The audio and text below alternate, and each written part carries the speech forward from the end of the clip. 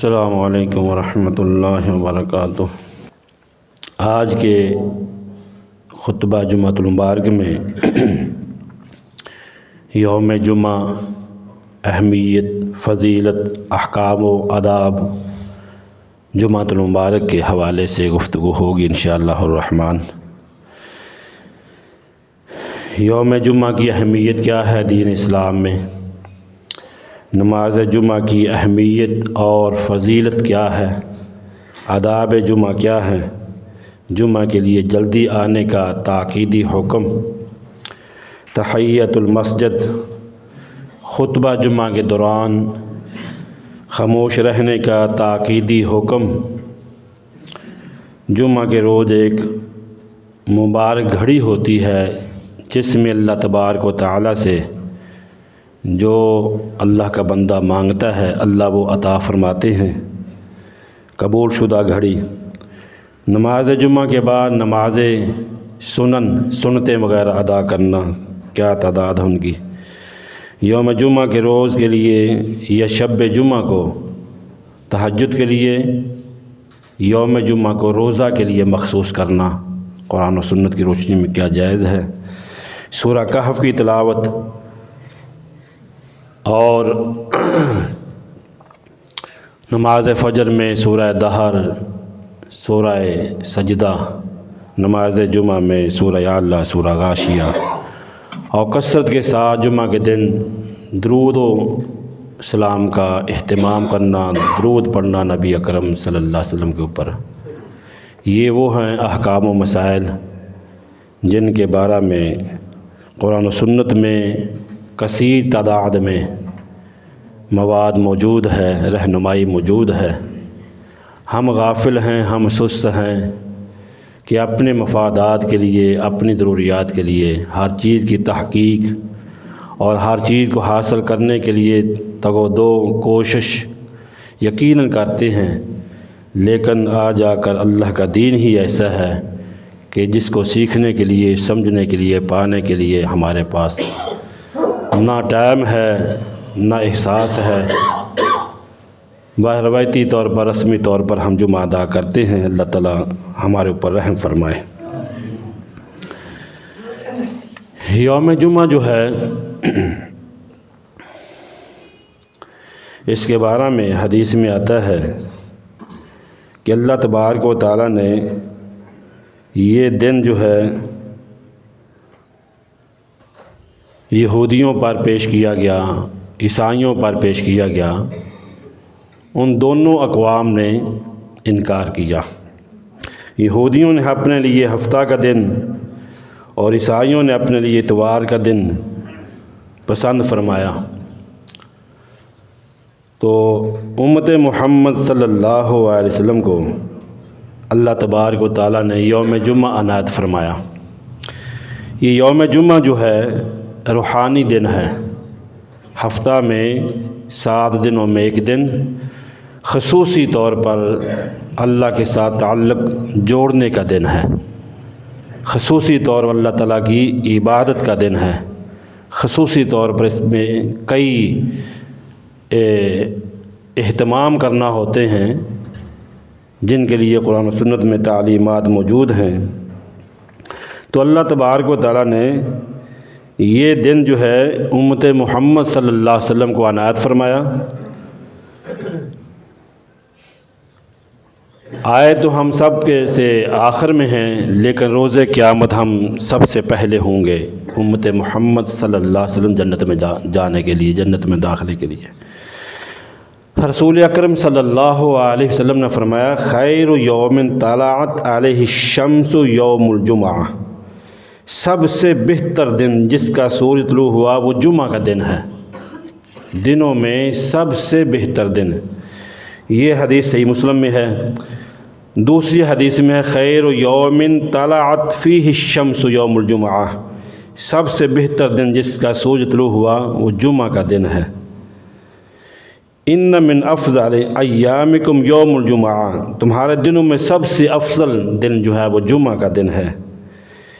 ان ھذا یوم عید جعلہ اللہ للمسلمین، بے شک یہ عید کا دن ہے اہل ایمان کے لیے ہفتہ روزہ۔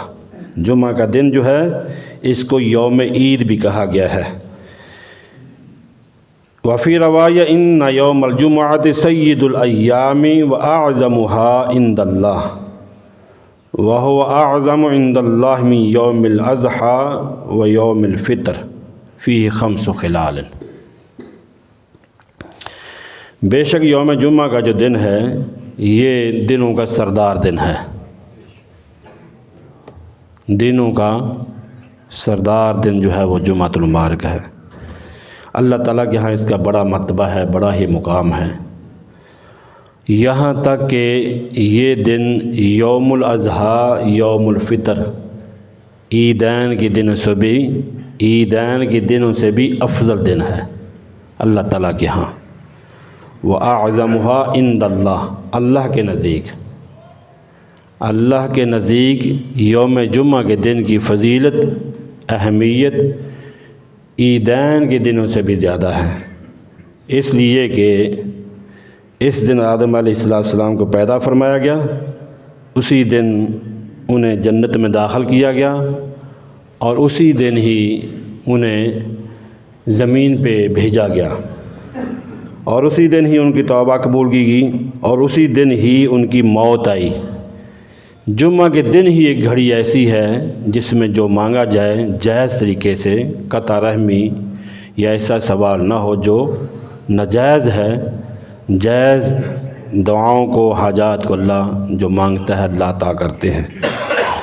اور اسی دن ہی قیامت کا سور پھونکا جائے گا اور قیامت قائم ہوگی۔ یہ کتنی ہی خصوصیات یوم جمعہ کے حوالے سے آپ نے سن لی ہیں۔ یہ جمعہ کا دن ہے، جمعہ کا دن ہر مخلوق جو ہے وہ خوف میں مبتلا ہوتی ہے، اللہ سے ڈر رہی ہوتی ہے کہیں یہ قیامت کا دن نہ ہو۔ ہم سب سے زیادہ آزاد جمعہ کے دن ہوتے ہیں، چھٹی کا بہانہ، رخصت کا بہانہ، پورے ہفتے میں جو کام ہمارے رکے ہوتے ہیں ان کاموں کو کرنے کا دن، اس کے لیے تخصیص ہے ہماری جمعہ کے دن کی۔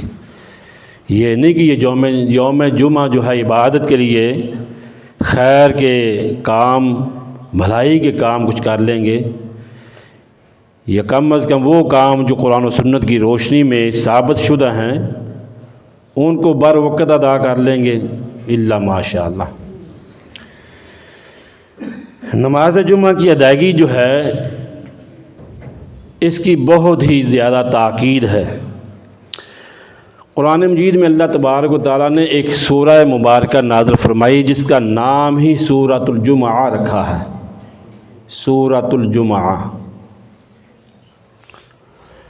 کیونکہ اس کے اندر نماز جمعہ اور خطبہ جمعہ کی فرضیت کا حکم ہے، اور اس میں بھی اللہ تبارک و تعالیٰ نے آسانی فرما دی ہے۔ اس امت کے لیے کہاں کہاں پہ اللہ تعالیٰ نے آسانیاں نہیں رکھی، ہر جگہ پر ہی آسانیاں ہیں۔ نماز جمعہ سے لے کر نماز جمعہ کی ادائیگی کے مکمل ہونے تک یہ دورانیہ جو ہے تقریباً 45 منٹ کا، گھنٹے کا، سوا گھنٹے، 1.5 گھنٹے کا جو لگا لیں، اس ٹائم کو اللہ تعالیٰ نے پابند رکھا ہے ہمیں کہ یہ ٹائم تم نے ایسے گزارنا ہے۔ باقی جمعہ سے پہلے بھی جمعہ کے بعد بھی اللہ نے تمہیں رخصت دے رکھی ہے۔ ابھی بھی ہم شاکر نہیں ہیں، شکر گزار نہیں ہیں اللہ تبارک و تعالیٰ کے۔ یہ نہیں کہا کہ سورج کے طلوع ہونے سے غروب آفتاب تک تم نے مساعد کے ساتھ چمٹے رہنا ہے، یہ نہیں ہے۔ اللہ فرماتے ہیں اے ایمان والو، جمعہ کے دن جب نماز کے لیے اذان کہی جائے تو ذکر الہی کی طرف جلدی آنے کی کوشش کرو۔ کتنی جلدی ہم آتے ہیں؟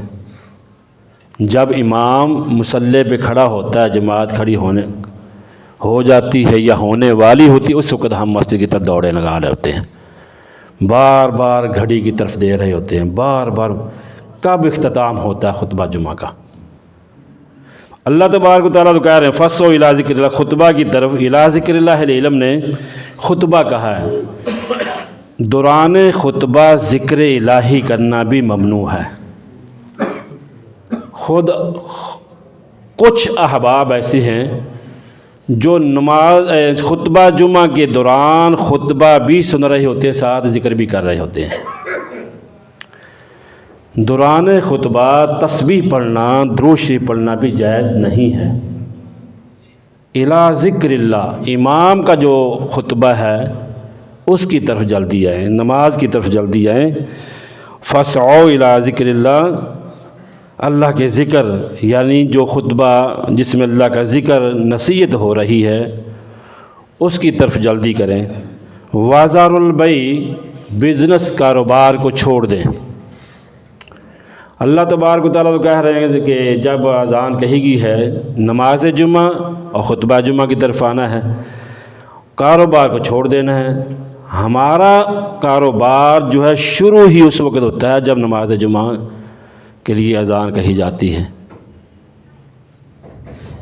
یقین جانیے اب اسلامی جمہوریہ پاکستان میں ہم جس ملک کے اندر ہم زندگیاں گزار رہے ہیں، اپنے گلی محلوں میں، مارکیٹوں میں، پلازوں میں جائیں، آپ کو 2% بھی لوگ نہیں ملیں گے جو اہتمام کے ساتھ جو ہے نماز جمعہ خطبہ جمعہ کی سماعت کے لیے گئے ہوں.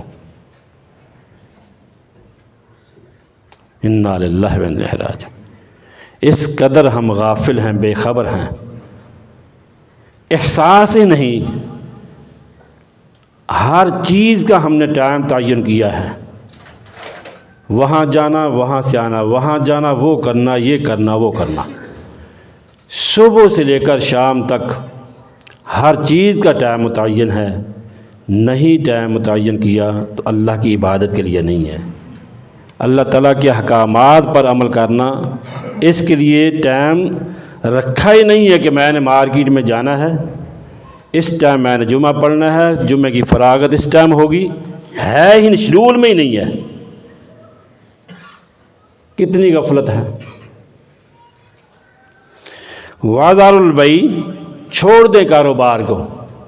اللہ کہہ رہے ہیں کاروبار کو چھوڑ دیں، یہ چھوڑنے کی طرف آتا ہی نہیں ہے.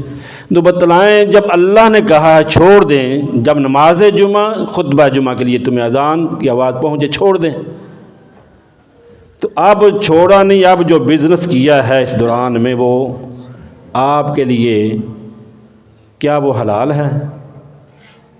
کیا یہ اللہ کی بغاوت نہیں ہے؟ کیا یہ اللہ کے حکم کو آپ ٹھکرا نہیں رہے؟ اس دوران میں آپ نے لاکھوں کروڑوں اربوں بھی کما لیے ہیں بظاہر، لیکن حقیقت میں وہ اللہ کی برکت سے محروم رزق ہوگا.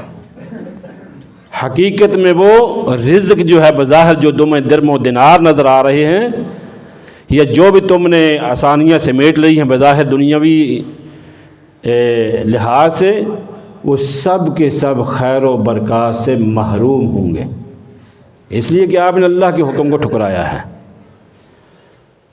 تو اللہ تعالیٰ کہتے ہیں ذالکم خیر لکم ان کنتم تعلمون.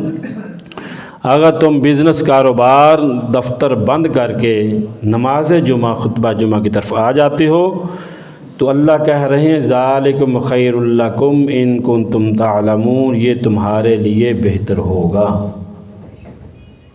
یہ دفتر بند کرنا، سکول بند کرنا، دکان بند کرنا، مارکیٹ بند کرنا نماز جمعہ کے لیے، خطبہ جمعہ کے لیے، اللہ تبارک و تعالیٰ جو ہمارا خالق و مالک ہے، حاجت و روا ہے، مشکل کشا ہے، رزق دینے والا ہے، عزت صحت دینے والا ہے، وہ کہہ رہا ہے یہ تمہارے لیے میرے بندوں بہتر ہے. ان کنتم تعلمون، اگر تم جان لو، اگر تم سمجھ جاؤ تو یہ تمہارے لیے بہتر ہے. حدیث میں آیا رسول اکرم صلی اللہ علیہ وسلم فرماتے ہیں نماز جمعہ جو ہے 4 لوگوں پر جو ہے وہ فرض نہیں ہے، باقی سب کے اوپر فرض ہے. یہ مت خیال کریں کہ یہ ہمیں رخصت ہے.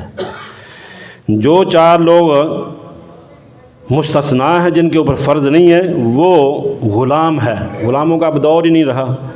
عورتیں ہیں عورتوں پر جمعہ فرض نہیں جیسے مردوں پر ہے، ہاں وہ پڑھیں تو اجر و ثواب کمائیں گی، بہت زیادہ اجر پائیں گی۔ بچہ او صبی، نابالغ بچہ جو ہے، وہ نہیں کہ 18 سال کا بچہ، اس کو بھی ہم بچے ہی سمجھتے ہیں، وہ بچہ جو نابالغ ہے اس پر جمعہ فرض نہیں۔ او مریض، یا بیمار جو مسجد میں آنے سے قاصر ہے، تکلیف میں ہے، وہ بیمار ہے۔ ویسے تو ہم سب بیمار ہیں اس دور میں، کسی کو بلڈ پریشر کی بیماری، کسی کو شوگر کی، کسی کو ہارٹ کی، کوئی نہ کوئی بیماری مبتلا تو ہیں ہی۔ وہ بیمار جو مسجد میں جس کا آنا مشکل ہو، اس کے اوپر جمعہ فرض نہیں، اگر پڑھ لے تو اللہ تعالیٰ بہت زیادہ اجر و ثواب دیں گے۔ اسی طرح جو ہے اہل علم نے مسافر کو بھی کہا، تو یہ بھی اس زمرے میں آ سکتا ہے، اگر وہ ظہر پڑھ لے گا تو جائز ہے، جمعہ کسی وجہ سے سفر کی وجہ سے رہ گیا ہے تو اللہ تعالیٰ معاف فرمائیں گے۔ فرمایا من تارک ثلاث جمعہ تہاونا بہا طبع اللہ علی قلبی، جو آدمی غفلت کی بنا پر 3 جمعے چھوڑ دیتا ہے، لاپرواہی کرتا ہے، اللہ تعالیٰ اس کے دل پر مہر لگا دیتے ہیں کہ یہ بغیر کسی تحقیق، بغیر کسی یعنی کہ پابندی کے یہ ایسا آدمی ہے جو بدبخت آدمی ہے۔ 3 جمعے لگاتار اس نے چھوڑ دیے، لاپرواہی۔ یہاں تو 3 کی بات ہو رہی ہے، یہ ابو داؤد کی روایت ہے، یہاں تو زندگی میں کئی جمعے رہ جاتے ہیں، سال میں کئی کی جمعے پڑھے ہی نہیں ہوتے ہیں، اور بڑے فاخرانہ طریقے سے ہم کہہ رہے ہوتے ہیں یار میرا جمعہ پڑھا ہی نہیں ہے، انجوائے کر رہے ہوتے ہیں، شرمندگی نہیں اختیار کرتے، افسوس کے اظہار نہیں کرتے، ہائے اللہ مجھے معاف کرنا، میرا جمعہ رہ گیا جو ہفتے بعد تیری نصیحت کے لیے کہ تو نے مجھے ایک تحفہ دیا، وہ میری غفلت، میری سستی کی بھی وجہ سے رہ گیا، ہم اس کو بھی انجوائے کرتے ہیں کہ میں نے جمعہ نہیں پڑھا۔ بدبختی ہے اس آدمی کے لیے جس نے نماز جمعہ کو چھوڑا۔ عبداللہ بن عمر رضی اللہ تعالیٰ فرماتے ہیں لَيَنْتَهِيَنَّ أَقْوَامٌ عَنْ وَدْعِهِمُ الْجُمُعَاتِ أَوْ لَيَخْتِمَنَّ اللَّهُ عَلَىٰ قُلُوبِهِمْ ثُمَّ لَيَكُونَنَّ مِنَ الْغَافِلِينَ، لوگ نماز جمعہ چھوڑنے سے بعد آ جائیں ورنہ اللہ ان کے دلوں پر مہریں لگا دے گا، پھر وہ غافلوں میں سے لکھے جائیں گے۔ عبداللہ بن عمر رضی اللہ تعالیٰ فرماتے ہیں رسول اکرم صلی اللہ علیہ وسلم فرمایا نماز جمعہ سے پیچھے رہنے والوں کے بارے میں لقد ہممت ان آمر رجلا یصلی بالناس ثم احرک علی رجال یتخلفون عن الجمعۃ بیوتہم، میرا دل چاہتا ہے کہ میں ایک آدمی کو حکم دوں کہ وہ لوگوں کو نماز پڑھائے۔ یہ کون کہہ رہے ہیں؟ اللہ کے رسول صلی اللہ علیہ وسلم۔ میرا دل چاہتا ہے کہ میں اپنے مصلے پر کسی آدمی کو کھڑا کروں جو لوگوں کو نماز پڑھائے، اور پھر میں لوگوں کے گھروں میں گھس جاؤں جو نماز جمعہ سے پیچھے رہ گئے ہیں، انہیں آگ لگا کر جلا ڈالوں۔ اگر یہ حدیث پاک جو ہے صحیح مسلم میں ہے، اس پر عمل کیا جائے تو میرا خیال شاید کہ بچے گا۔ انا للہ و انا الیہ راجعون۔ آپ نے فرمایا میرا دل چاہتا ہے کہ میں آگ لگا کر ان گھروں کو جلا ڈالوں جہاں سے لوگ جمعہ پڑھنے نہیں نکلے، نماز جمعہ کے لیے نہیں نکلے۔ اس قدر تنبیہ ہے، لیکن ہم نے جمعہ کے دن کو اہمیت ہی نہیں دی ہے، ضرورت ہی نہیں فیل کی۔ بہرحال اللہ تبارک و تعالی ہمیں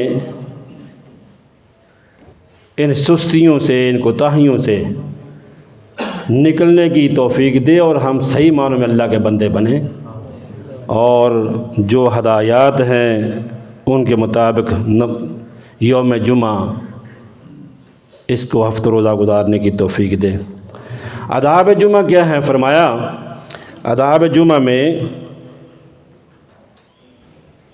غسل، اللہ تبارک و تعالیٰ جو ہے تمہیں کسی بھی نماز کے لیے اس قدر اہتمام کے ساتھ غسل کا حکم نہیں دیتے۔ آدمی پاک ہی ہوتا ہے، صاف ہوتا ہے، وجوب کا غسل تو خیر بولا تھا ایک چیز ہے، لیکن جمعہ کا دن ایسا ہے کہ فرمایا کہ تم نے یوم جمعہ کے آداب میں سے غسل کو اہمیت دینا ہے۔ جمعہ کے دن نماز جمعہ کے لیے، خطبہ جمعہ کے لیے آنا ہے تو غسل کر کے آنا ہے، خوشبو لگا کر آنا ہے، صاف شفاف لباس پہن کر آنا ہے، مسواک کا اہتمام کرنا ہے۔ یہ ساری چیزیں استثنائی ہیں، عام نمازوں کے لیے یہ حکم نہیں ہے، کریں تو اچھی بات ہے۔ جمعہ کے لیے، نماز جمعہ کے لیے کہا غسل، خوشبو، مسواک کا اہتمام، صاف ستھرا دھلا ہوا لباس، یعنی کہ ان چیزوں سے اس دن کی اور نماز جمعہ، خطبہ جمعہ کی اہمیت دیکھیں کہ اللہ تعالیٰ نے کتنی رکھی ہے۔ اذا اراد احدکم ان یاتی یوم الجمعہ فلیغتسل، تم میں سے کوئی شخص جب جمعہ کے لیے آنے کا ارادہ کرے تو وہ غسل کرے۔ بلکہ ایک حدیث میں ہے، صحیح بخاری مسلم میں ہے کہ جمعہ کے دن کا غسل ہر بالغ پر واجب ہے۔ واجب کہتے ہیں فرض کو۔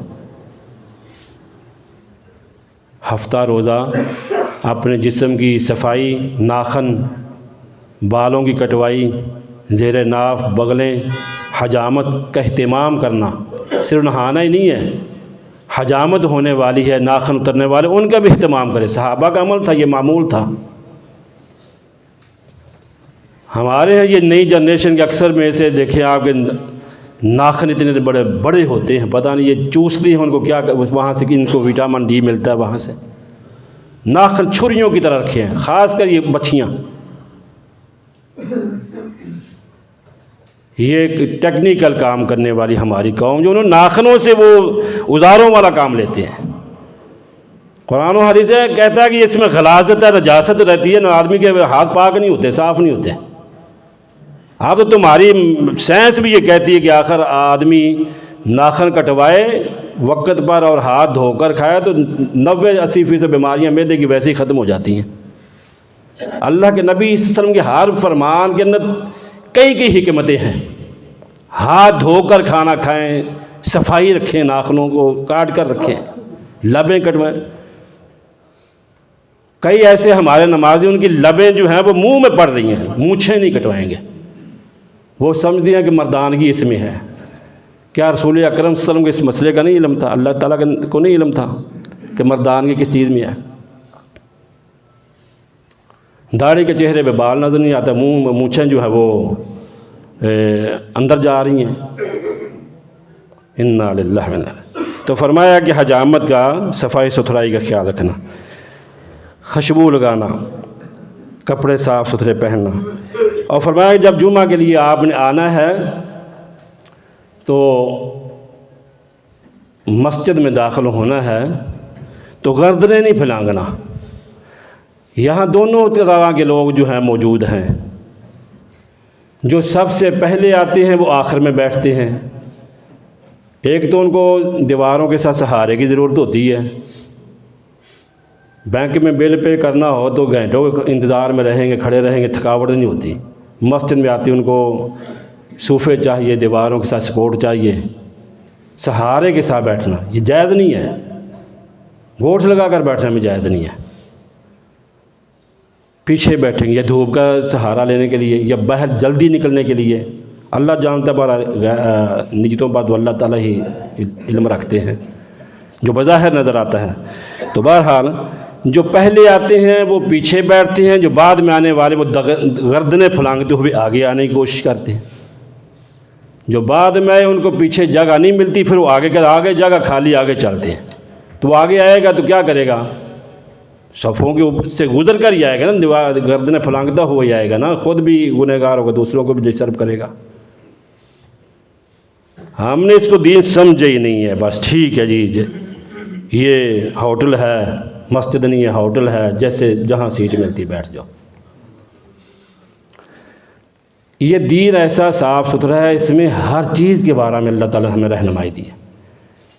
پہلے آنے والوں کو پہلی صفیں مکمل کر کے بیٹھنا چاہیے تاکہ پیچھے سے آنے والوں کو گردنیں پھلانگنے کی جو ہے وہ کو کوشش نہ کرنا پڑے، پیچھے جگہ خالی ہوگی وہ بیٹھ جائیں گے۔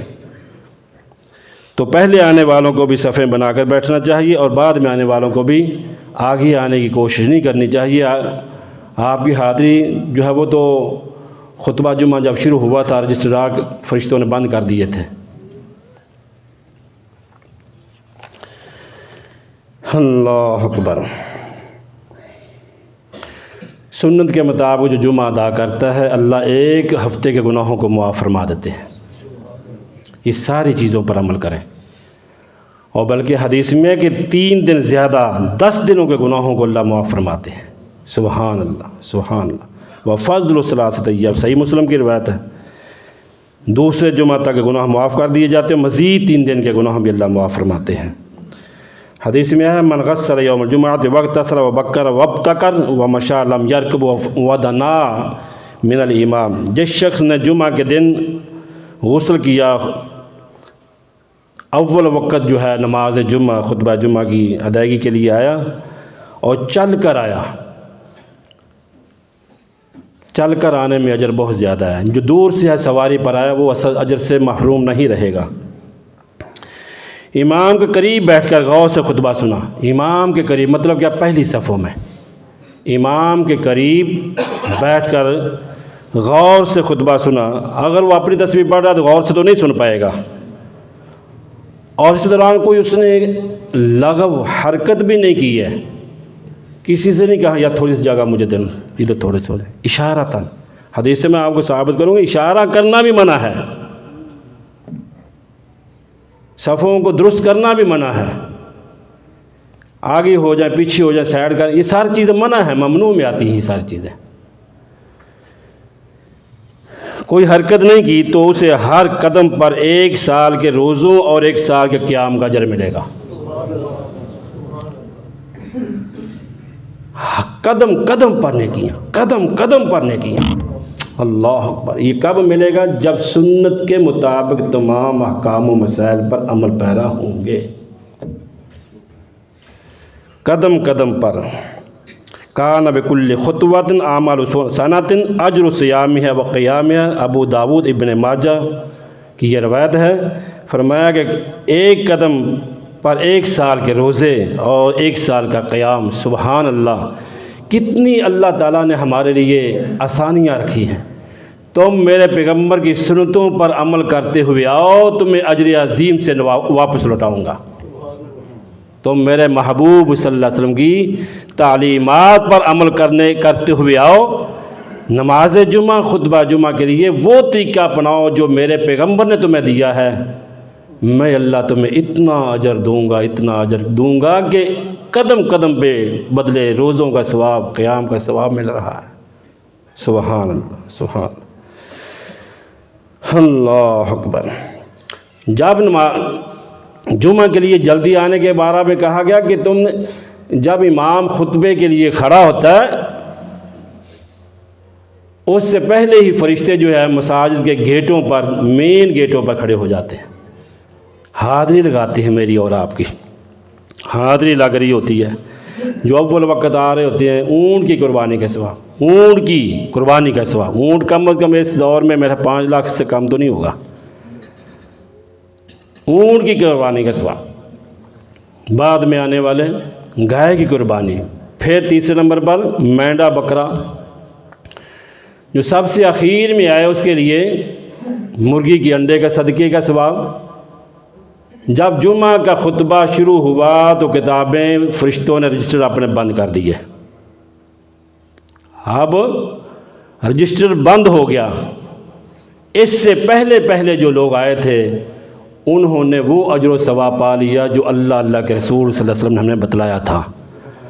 اب جو بعد میں آئیں گے وہ فرض تو ادا کریں گے لیکن ان اجر و ثواب سے وہ محروم رہیں گے، اجر و ثواب سے محروم رہ جائیں گے۔ اب آپ کی مرضی ہے کہ اجر و ثواب کو پانا ہے یا کہ اس کو ضائع کرنا ہے۔ ہر کام کے لیے ہم کوشش کرتے ہیں آگے نکلنے کی، پتہ نہیں خیر کے کاموں میں ہم آگے نکلنے کی کوشش کیوں نہیں کرتے۔ دنیاوی اعتبار سے ہم چاہتے ہیں وہ بھی مجھے مل جائے، وہ بھی مل جائے، وہ بھی مل جائے، میرا نمبر آ جائے۔ خیر بھلائی کے کاموں میں ہم پیچھے سے پیچھے جا رہے ہیں۔ ہمیں خیر سمیٹنے کے لیے آگے نکلنا چاہیے تاکہ ہر وہ اجر مجھے مل جائے جو بشارتیں، جو خوشخبریاں اللہ کے رسول صلی اللہ علیہ وسلم نے دی ہیں جمعہ کے دن کے بارے میں، نماز جمعہ کے بارے میں، خطبہ جمعہ کے بارے میں وغیرہ وغیرہ۔ اسی طرح فرمایا کہ نماز جمعہ سے پہلے مسجد میں آپ آ رہے ہیں تو کوئی مقرر شدہ نماز نہیں ہے۔ مسجد میں آئے ہیں اب جتنی اللہ توفیق دیتا ہے 2 رکعتیں پڑھ لیں، 4 پڑھ لیں، 8 پڑھ لیں، 6 پڑھ لیں۔ باقی دنوں کی جو نمازیں ہیں 6 دنوں کی، ان کی آگے پیچھے سنتے ہیں، ان کی تعداد بھی متعین ہے۔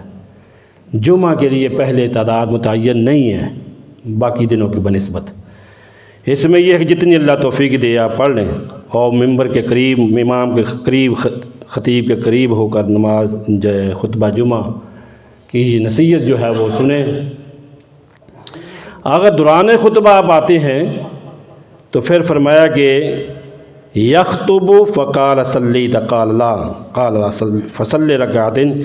ایک آدمی جمعہ کے دن مسجد میں داخل ہوا، اس وقت نبی اکرم صلی اللہ علیہ وسلم خطبہ ارشاد فرما رہے تھے، تو آپ نے پوچھا کیا تو نے نماز پڑھی؟ اس نے کہا نہیں، تو آپ نے فرمایا اٹھو اور 2 رکعت نماز پڑھو، اٹھو اور 2 رکعت۔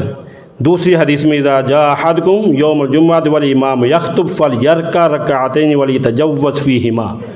جب خطیب خطبہ دے رہا ہو، اس دوران آپ آتے ہیں، جہاں بھی آپ نماز جمعہ ادا کرتے ہیں، جس بھی مسجد میں جاتے ہیں، دوران خطبہ مسجد میں آنے والے کے لیے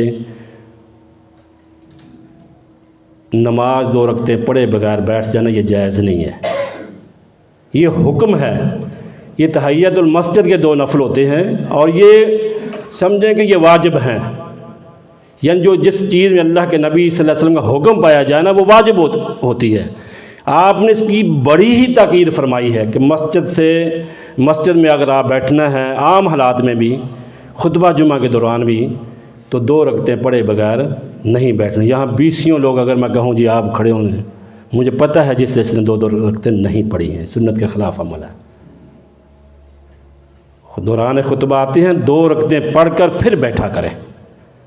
دوران خطبہ آتے ہیں تو 2 رکعتیں پڑھ کر پھر بیٹھنا ہے، یہ حکم ہے اللہ کے پیارے نبی صلی اللہ علیہ وسلم کا۔ دوران خطبہ خاموش رہنے کی خصوصی تاکید ہے۔ جس نے کہا کہ خاموش ہو جاؤ اس کا جمعہ ضائع ہو گیا، یعنی اجر و ثواب سے وہ محروم رہے گا۔ جمعہ ہو جائے گا لیکن اجر و ثواب سے محروم رہے گا۔ جس نے کسی سے کہا خاموش ہو جاؤ اس کا جمعہ ضائع ہے۔ لغو باتوں میں جمعہ کے روز ایک ایسی گھڑی ہے جو بڑی ہی مبارک گھڑی، جس میں جو مانگا جائے وہ اللہ تعالیٰ فرما دیتے ہیں۔ وہ خصوصی اہل علم نے نماز عصر سے نماز مغرب تک کا دورانیہ بتایا گیا ہے، اور بھی ٹائم ہے لیکن زیادہ اس کو فوکس کیا گیا ہے کہ یہ ٹائم ہے، اس میں ذکر میں مصروف رہنا چاہیے، دعا کرنی چاہیے۔ اللہ تعالیٰ نے بڑی فضیلت رکھی اس گھڑی کی، جو مانگیں گے آپ کو اللہ تعالیٰ عطا فرمائے گا۔ تو یہ چند احکام و مسائل تھے جمعہ کے حوالے سے۔ اللہ تعالیٰ جو باتیں کی گئی ہیں، اللہ تعالیٰ ان تمام باتوں پر مجھے بھی آپ کو بھی عمل کی توفیق نصیب فرمائے۔ اللہ ہم سب کی زندگیوں کو خیر و برکت کا ذریعہ بنا دے اور خیر اللہ سمیٹنے کی توفیق عطا فرما دے۔ وآخر دعوانا الحمدللہ رب العالمین۔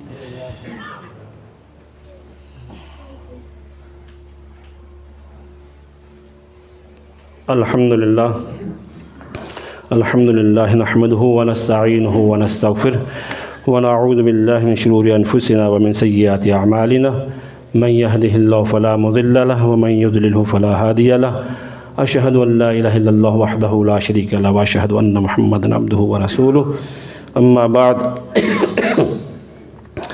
يا ايها الذين امنوا اذا نودي للصلاة من يوم الجمعة فاسعوا الى ذكر الله وذروا البيع ذلكم خير لكم ان كنتم تعلمون۔ اے ایمان والو، جب تمہیں نماز جمعہ کے لیے بلایا جائے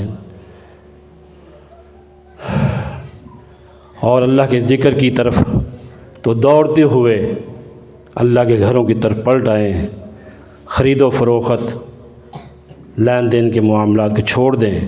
ایسا اگر آپ کرتے ہیں تو تمہارے لیے یہ بہتر ہوگا، اگرچہ تم جان لو۔ ہفتہ روزہ یہ اللہ تبارک و تعالیٰ نے ہمارے اوپر احسان عظیم کیا ہے۔ ایک دن کا کچھ حصہ اللہ کی رضا کے لیے حاضری دینا اللہ کے گھروں میں، نماز جمعہ پلس خطبہ جمعہ،